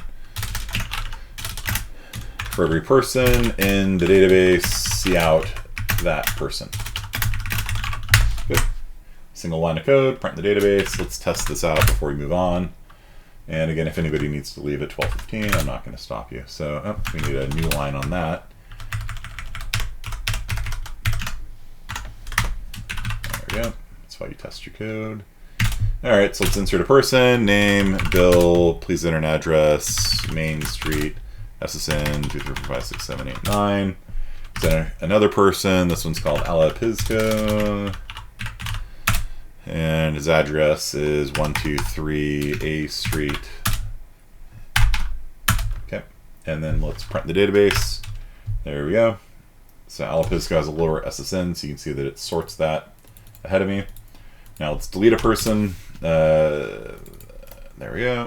And then if we print the database again, you'll see that Alapizco has been deleted. So, okay.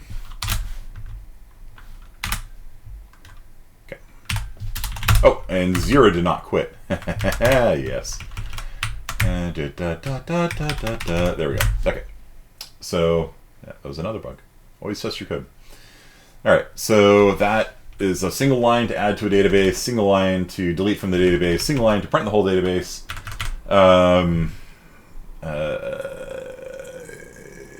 Is count in C++ set count?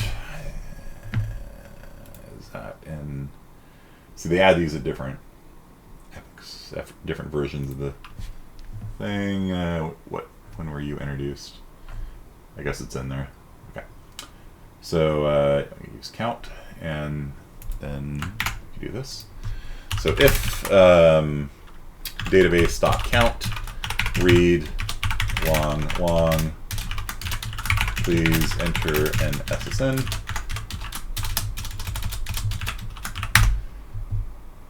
Let's see there. If that, and we need one more here, actually, yeah. There we go. So if they are in the database, then we see out they are in the database. Otherwise, see out they ain't in the database. Again, one line of code to see if somebody's in there. It's kind of nice. Insert a person, bill, address 123, SSN of 123. Insert a person, Aaron, address, Main Street, SSN of 321. Insert a person, Yoxtheimer, address of Q Street. I probably should do read line instead of whatever, SSN of 777. Okay, so let's print the database. And we got all 3 people in here sorted by SSN. Let us search to see if 777 is in. They're in the database. Let us search to see if 666 is in the database. They ain't in the database. Okay. So Nero is not in the database. All right. Sorry for revealing your social security number, Yoxtheimer. I'll blur this out from the official YouTube video. Both your address and social is right up there for any identity thief to steal. Okay, So let's delete Yoxheimer. Let's protect his identity. There we go. Print the database. He's not in there anymore. Okay. If we search for Yoxheimer now, on the database, cool beans. All right. So I hope you guys appreciate that this is like single line like database stuff. You know what I mean? Like this is like really concise code for doing like some sort of simple CRM, customer relation management software. And a lot of the problems with doing this normally is the actual input, right? You have to CN into a temporary variable. You cannot CN directly into a data structure like this. Maybe you could by like adding an empty thing and then seeing into it or something like. Either way, it's just kind of garbage, and handling all of the retries. If somebody types in something that's not a social security number, right? Insert a person, bill, address, whatever. If I type in something that's not a valid social security number, it doesn't allow it. Okay. So all that boilerplate makes this stuff normally quite verbose. But that's just one line of code. That's one line of code to see if you're in. That's one line of code to add. Now the update. Now this is the part that I wanted to get to. Okay.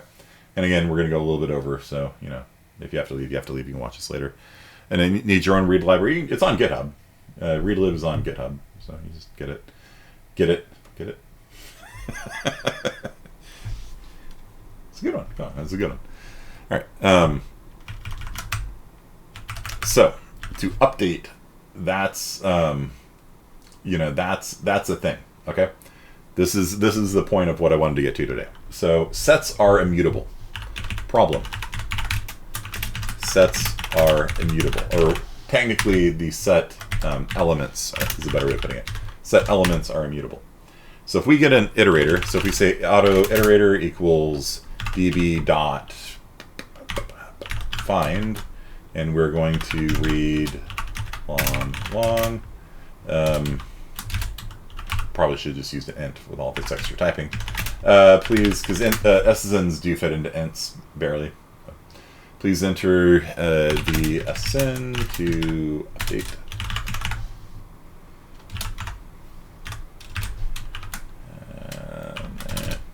There we go.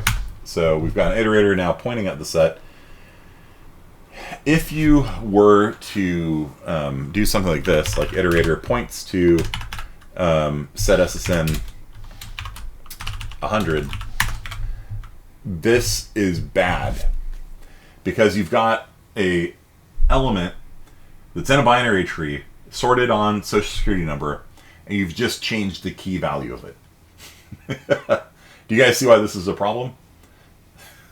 You know how a binary tree works, right? All the nodes to the left are smaller, all the nodes to the right are bigger, and you just go in and you just change one of those values from a 7 to a 500. It shouldn't be there anymore.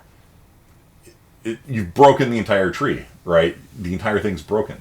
So C++ does not allow this. There's a simple way of doing an update, and that is to simply delete it and then insert the new one, right? That's the simple way. But if you want to update it in place without having to copy out and copy back in, you can do that for anything not the social security number.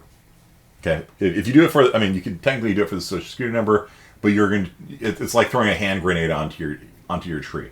Like, you're just going to destroy the tree if you do that. But, like, let's say if I wanted to update the name. Right? Oops. Let's say I wanted to update the name.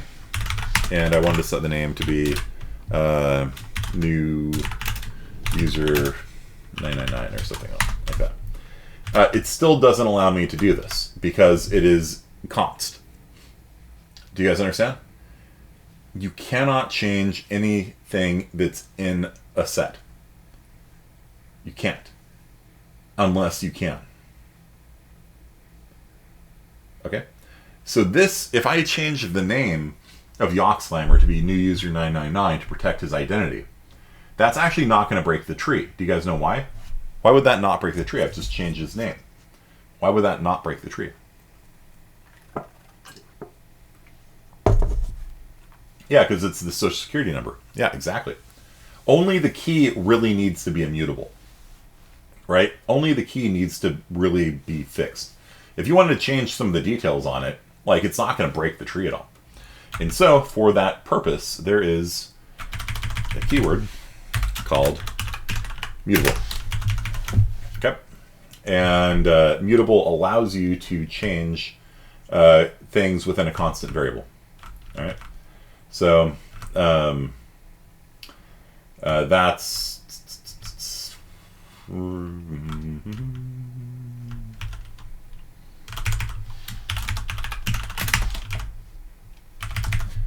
Can't be applied to functions. How do we do that? Let's just do this real fast.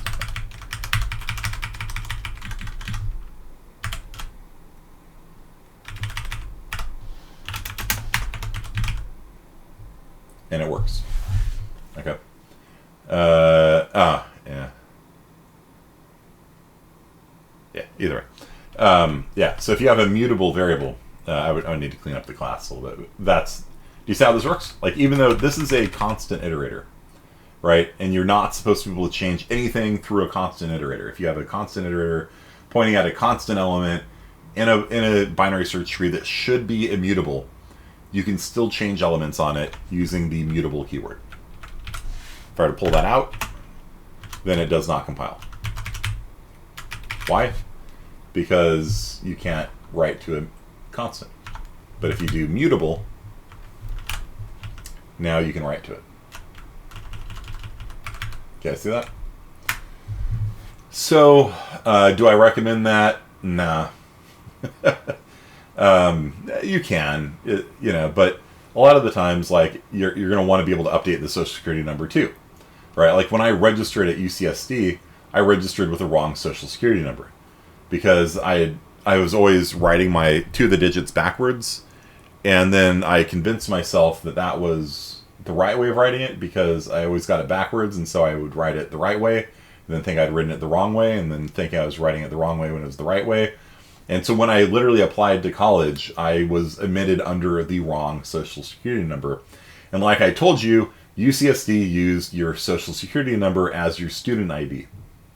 And so when I went into records and tried explaining this to them, that I had transposed 2 digits, they were not happy with me because that is the primary record in the database. And they're like, are you like, they were looking at me like, are you doing identity fraud? I'm like, no, I'm just a moron. Okay. Like, this was not some big brain thing to avoid paying the IRS, Social Security taxes or something, right? It's going to hurt me because I'm not going to get credit for my time at Dairy Queen. You know what I'm saying? Because I did it there too. And so I had to file all this paperwork to get the thing because it's the primary key in the database. That's how they search for you in the database. And so they needed to change it. And so if you take this approach with using mutable variables, you can't do it with the primary key. And so there's kind of, I'm mentioning it because it's kind of cool, and it is more efficient if you get an iterator. If you get a pointer to something, you can simply change the non-key values on there, and without having to copy it out and copy it back in. So it's a little bit faster. But nah, let's not do that. Let's do it the proper way. Yeah, whatever. Okay, so we got this, and so we're going to say person P is equal to dereference. What? Huh? What? Yeah. Huh? We are copying out the person. Okay?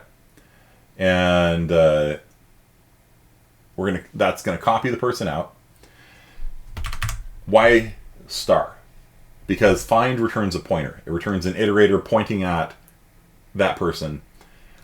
By dereferencing it, you get the actual person. So I'm copying the person out, and then I'm going to delete it. db.erase, passing in p. So that is going to erase the person. Now I can change the person. So p dot.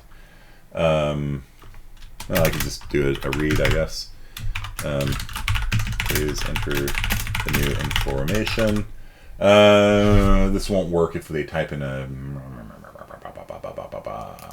I'm not handling if they type in a key that doesn't exist, but I'm already over time, so I'm just gonna ignore that for now. Please enter the new information, and then we will insert it back in. Okay. You guys get that? So we pull the data out. Technically, I would need to check to see if... Yeah, no, I'll do it properly. Fine. You've convinced me. Let's do it properly. Auto it. So that's an iterator. It's pointing at some... You got some big binary search tree. It's pointing at some element in it. If it is equal to db.end, it means not found. We'll just continue.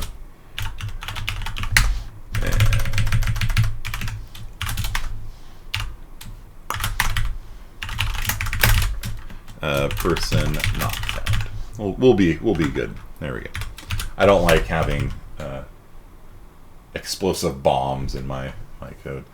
Okay, and then we can say person p is equal to dereference it, and then we can either pass in p here or we can pass in it. It's actually going to be faster because then it doesn't have to do the search again. If you pass a pointer to a spawn in a binary search tree, it doesn't have to do the search a second time. It's already done. So that's a more fast way of doing the erase anyway. Right, how is that okay? I would have been more unhappy about them using the SN for the ID. Yeah, I was, and I complained to them about that. And then they busted out the law on me. There's a law that says you cannot use social security numbers for IDs, and that's what I was referring to. They're like, unless the system was in place before 1978 or whatever it was. And I'm like, you're serious? The system's been around since before 1978? They're like, yeah. I'm like, bro, time to update. Like, come on. Like, get with the 1990s. Like, you know what I mean? And they did, and like I said, they did eventually. Like, about halfway through my career there, they realized that having to show your social security number to eat at Subway was just a very, very bad idea for identity fraud. So... yeah, but they busted out the law on me. I'm like, all right, fair enough. Like, you know, you're absolutely correct. It's still a terrible idea.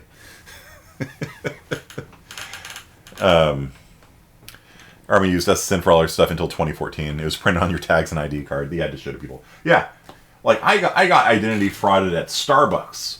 Like, you know, on my Starbucks card. Like I couldn't. Like what happened was, you have to show your Starbucks card. And then they bill the Starbucks card for your coffee, and it's got the number on it, you know. Or if you have it on your smartphone, it has like all the information right there. And so you're there at Starbucks, and you like put it under the laser scanner, and it beeps. All somebody needs to do is take a photograph of that, and then they can put it on their cell phone and charge your account as well. And my thing was set up to automatically reload, and so they went to somehow a Starbucks open at midnight, which seems to me it's probably an employee that's doing that, because Starbucks around here are not open at midnight. And they billed the max amount for the day. Midnight rolled around, they billed it again. They were buying like the coffee makers and things like that, you know, like the really expensive stuff, and they could then eBay it. And yeah, and that would have been from somebody taking a picture of my Starbucks card while I'm swiping it at Starbucks. So since then, I've turned off automatic reload, but that was very stressful, you know. And they did that on a Thanksgiving weekend about 2 years ago, and so Starbucks corporate was closed, right? So I was trying to call in, like, "Yo, I'm getting identity frauded here. Like, we'll be back on Monday," you know. And in the meantime, they were able to keep billing my card, you know, the whole 4 days. The one on Kings Canyon Clovis? Okay. No, that's what they were doing. And, yeah, it was very smart. Like, they did it right, you know, when everybody at Starbucks Corporate went home. Sorry, our identity fraud people will be back on Monday. Have a great Thanksgiving, everybody. Hope you don't get identity frauded in the meantime. You know, and that's with a Starbucks card. Can you imagine that with a Social Security card? You know, like you're showing your primary identification number to everybody in the military or at your college. Like, just this dumb system. Yeah, and so I mean, I didn't lose any of the money. Like Starbucks refunded all the credit and things like that. But I was still kind of pissed. You know what I mean? Yeah, I couldn't buy coffee that week either. That was the worst part. That was the real tragedy. They drained my Starbucks card, and then I went to buy coffee and I couldn't even recharge it because I hit the cap. So that was a sad Thanksgiving weekend. Couldn't get my coffee. I had to pay in cash like a human. Okay. All right, so let's test this out, and we should be good to go. Let's insert a person. Bill, Main Street, whatever. Insert a person. Hazelton, Vim Street. His social security is 111. Insert a person. McCohen. Please enter an address. Please don't identity fraud me, bro. His social security number is 1. And so we print the database. We can see McCohen is first with an SSN of 1. Hazelton second on Vim Street here. I'm third. Okay, so let's update McCohen. SSN to update 1. New name is secret name. Address is Secret Avenue. SSN of 2. There we go. And so now if we print the database, you can see that McCohen has successfully been updated. Okay. So we can change all the elements that way. Copy out, copy back in. Okay. How did he know? I know, I'm sorry. And again, I hopefully I remember to edit out all of your personal information like social security number 1 and stuff like that from the video before it goes live on YouTube. Okay. Is this going to be in public? Yeah, sure. Copy main.cc public set database example. Alright, so there is the file. You guys can copy it all. It's just little one-liners that'll make your life easy for the Facebook assignment. And you can see that it's updating's the hardest part because, like I said, once it's in the tree, you can't update it. It's immutable. If you do a find, you get a pointer to it, but the pointer is a const pointer. It's a const iterator, right? And so you could use the mutable trick to like change things. Put this back down here. Okay. Okay. Do it a little properly. You can do the mutable trick. I would just do it this way. Speed doesn't really matter for this assignment. So, do you guys understand? So you do a find, check to see if the find worked. I didn't test that code. Let's test that. Insert a person, bill, address 1, SSN 1. Let's search for person 2. They're not in the database. Okay. Good. So, yeah, all this kind of standard library stuff is really nice. It's really useful. There's just occasionally some sharp edges that you need to worry about, like that. That you're trying to edit it, and you're like, why can't I change the things in the set? And once you understand why, like, because it would break the set, then you're like, okay, so just pull it out, delete the old one, update it, put it back in. It's a little wonky, a little inefficient, but this isn't like some high frequency trading database or something like that. It's third semester computer science. You'll be fine. You guys with me? Do you guys understand? What we did here is a complete database program. Like this is all you need to do for most computer science assignments. Insert, search, delete, update. Like that's print, print the whole thing, like, or print parts of it. Like that's, basically what you do, in computer science. And then there's some sort of, business logic that runs on top of it, like find everybody, search through the database. And is this how using every other database are like? Nah, usually you use a professional database, right? Like a relational database like MySQL is going to allow you to do, like if you have multiple sets, you can do intersections and things like that, which technically C++ does have a intersection function and stuff like that, so you can kind of hack it together. But in reality, you're going to just use a professional database. So then you don't have to do all this work yourself, write the file to disk, read the file, and you run it again. Like it's just in the database, and you can just do queries on it. And yeah, it's well worth learning SQL or other things. CRUD, what is the CRUD? Should sell to the DMV. No, it's too fast for the DMV. So, cannot read, update. Oh yeah, create, read, update, delete. Yeah. Yeah. That's that's your basic thing in computer science. Like that's what you do. You're going to be doing a lot of this depending on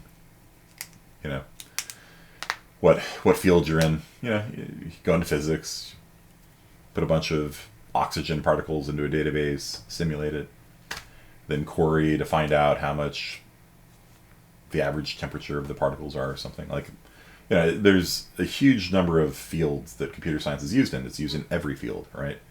But this notion of inserting and searching and deleting and updating, yeah, it's like you're going to do that a lot. So, knowing how to use the standard library, and in my opinion, if you use the read library, it will CRUD. Alapizka, you're laughing at CRUD. Yeah. If you use the read library, it just simplifies things a lot. But in reality, you're not going to be doing this. You're going to be probably connected to a database, but who knows? I mean, it's up to you. Okay, so that's it for today. If you have any questions about Facebook, it'll be due on Tuesday. There's a new Zybooks that'll be due on Thursday. That is going over graph theory, so make sure you start reading through that. It's not too long, it's not very hard. It's mostly just reading, so just do the reading on graph theory stuff, and it'll probably help you with the Facebook assignment too, because it's graph theory. So that's it. Thanks for tolerating me as I went over today, but I did want to get this example code in for you because it will help you with your Facebook assignment. All right, peace out, everybody, and I'll see you on Tuesday.